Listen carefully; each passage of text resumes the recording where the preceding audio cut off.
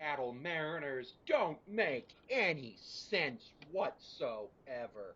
Mariners just finished up a game in Toronto that they won 6-1 in 10 innings. Munoz was the winning pitcher. Miza was the losing pitcher, who brought his ERA actually up to 12.46. Munoz dropped his ERA to 3.60. It was a defensive struggle. Mariners scored 1 in the third inning and 5 in the 10th. Blue Jays scored 1 in the 7th. Both teams had 6 hits. So it was a pitcher's duel. Logan Gilbert looked really good, and unfortunately, in his 3 starts, still has no decisions, which is very unfortunate because he's literally the best player uh, on the mound for the Mariners this season, other than maybe Josh Rojas, who's our best two-way player. It's one of those things where you got to think about what you can do and how you can improve, and the Mariners improved by winning the game. Um, it took them a while. This was posted by user Mr. Orca Dude on the baseball subreddit, r/baseball. The Mariners have scored more runs in the 10th inning, which we've played twice, than in any other inning, which we've played 13 times all of the other innings. Scored 8 runs in the 10th, 6 in the ninth, 6 in the second, 5 in the seventh, 4 in the third, 4 in the sixth, 4 in the eighth, 3 in the fourth, 2 in the first, and we haven't scored in the 5th inning yet this season, which is rather interesting to see that we haven't scored in the 5th inning yet this season. Um, because most teams have scored in most innings, but it is only 13 games in. I don't expect that that's going to continue. And today's game, the Mariners struck out 15 times and struck out the Blue Jays 10 times. Mariners issued 3 free passes and were the recipient of 5. So those 5 free passes for the Mariners were helpful, as the 6 hits and 5 free passes turned into 6 runs.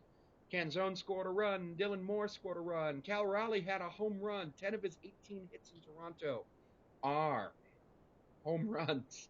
2 RBI home run in the 10th, or in the 10th.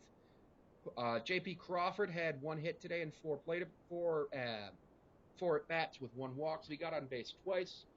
Julio went 1 for 5 with a golden sombrero, which is really unfortunate because he is our superstar player.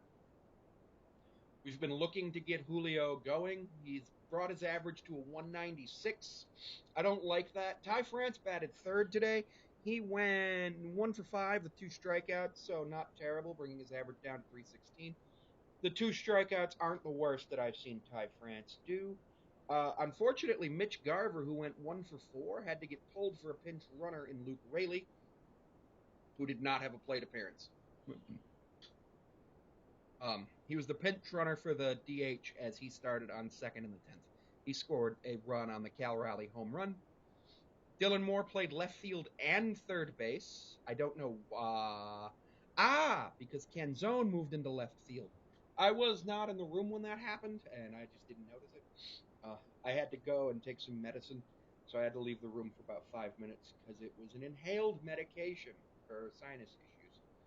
The Blue Jays have 5 guys on our team batting under 200, and the Mariners have 7 guys on our team batting under 200. In terms of pitching, or in terms of other things, Dylan Moore had a stolen base, which was great. We left 6 runners on base. The Blue Jays left 9 on base. We were 4 for 6 with runners in scoring position. They were 0 for 6. We just gave up the 1 home run to Vlad Jr. Gilbert went 7 2/3, gave up 1 run, 5 hits, struck out 8, walked 1. That earned run was on a home run. 2.66 ERA. Munoz got the win in 1 1/3 innings pitched. Gave up a hit and a walk, no runs, bringing his ERA to 3.6, I'm sorry. And Stanek went 1 inning, getting up a walk and striking out 2. He is not credited with the saves because, unfortunately, he did not enter in a save situation, which actually I felt more comfortable about the fact that he didn't enter in a save situation because that would have been very easy for us to blow.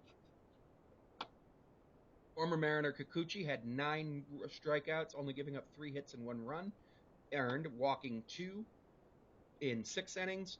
Pearson and Garcia went the 3 innings, and then Maya, who got the loss, went a third of an inning, giving up 1 hit, 4 runs, 3 of them earned, 2 walks, and 1 home run. Now, the reason only 3 of those runs were earned was because if the ghost runner comes around to score, which Luke Rayleigh did, you don't get credited with an earned. You don't get dinged for an earned run, which I think is wonderful.